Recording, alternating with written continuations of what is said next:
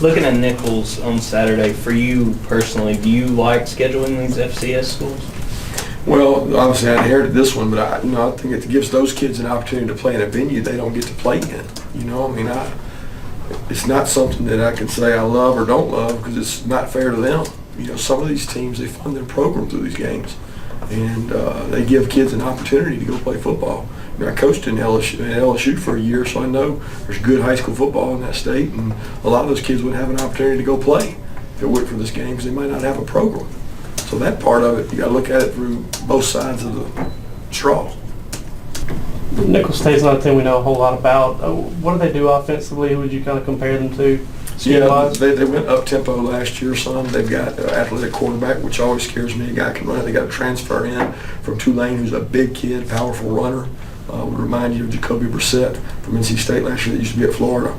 But they've also got their guy back that was injured last year who's a really good player. Got a great wide out, number 2, does a good job. So, those guys, we don't know a lot. So we're having to kind of do what we call a rules game.